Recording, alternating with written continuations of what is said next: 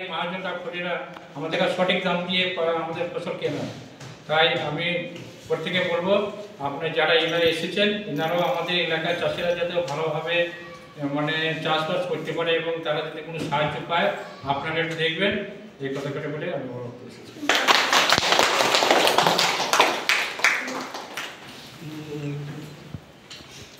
আচ্ছা, এবার চাষিদের সঙ্গে একটু কথা বলছে আমাদের পূর্ত কর্মাধ্যক্ষ ঝন্টু ঘোষ মহাশয়। উপস্থিত সবাইকে পূর্বচর জনগণ পঞ্চায়েত সমিতির পক্ষ থেকে জাতীয়তাবাদী অভিনন্দন, বর্ষাকার প্রণাম। যারা চাষি প্রত্যেকে অভিনন্দন জানায়। আজকে মহতি কর্মকাণ্ডে কর্মযজ্ঞে যারা সামিল হয়েছেন।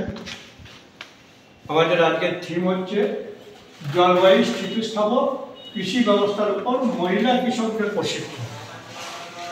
মহিলাদের তো এতদিন হয়েছে সমবায় গোষ্ঠী বা বিভিন্ন হাতের কাজ, যেটা হয়েছে কৃষির ওপর মহিলাদের আমার মনে হয় এই প্রথম কোনো মহিলা সে কৃষির ওপর যে আমাদের স্বনির্ভরতা যে মিটিং মহিলারা সামিল হতে পারে, সহভাগী হতে পারে, এটাই মনে হয় প্রথম। তো এই সরকার অনেক কিছু করছে। প্রধান যেরকম বলল যে আমরা কৃষির ওপর নির্ভর। পশ্চিমবঙ্গ না, ভারতবর্ষ কৃষি প্রধান দেশ। 70% লোক এখানে কৃষির ওপর নির্ভর করে। আর পশ্চিমবঙ্গ তো হচ্ছে সবটাই কৃষির উপর নির্ভর করে।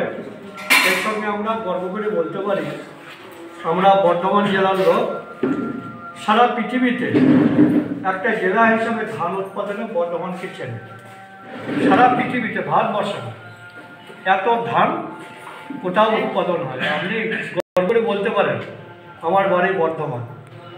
এই অনেকে দেখবেন বলে নদিয়াতে বিভিন্ন ধরনের স্কিম, সে 100 দিনের কাজে যেমন ছিল, মাটি ভাড়ার টাকা বর্ধমানে ছিল না।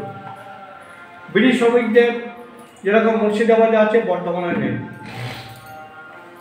নদিয়াতেও তেমন বর্ডার এরিয়া যে সমস্ত স্কিম আছে বর্ধমানে নেই। বর্ধমানে না হওয়ার কারণ হচ্ছে দুটো, একদিকে শিল্প আছে, একদিকে কৃষি আছে। কৃষি উন্নত। সারা রাজ্যকে যে ধানটা রেশনে যে বিনা পয়সা আমরা চালটা পাই, বেনফেড আর কনফেড এই দুটো কোম্পানি তারা কিন্তু রাজ্য সরকারকে দিচ্ছে। কত ধান তার উৎপাদন হয়, পুরো রাজ্যটাকে সাপ্লাই যায় বর্ধমান। আপনি মেদিনীপুর যাবেন, মেদিনীপুরে গিয়ে দেখবেন যে সেখানে এই বর্ধমানে আমাদের লাভ সংগ্রহ চাল মিলে ছেটে ওরা নিয়ে যাচ্ছে, রিক্সাটাকে শুরু করছে। ওইটা কি এটা মোটা, ওটা সরে বলে ওরা বিক্রি করে দিচ্ছে। সেটা কিন্তু বর্ধমানের চাল।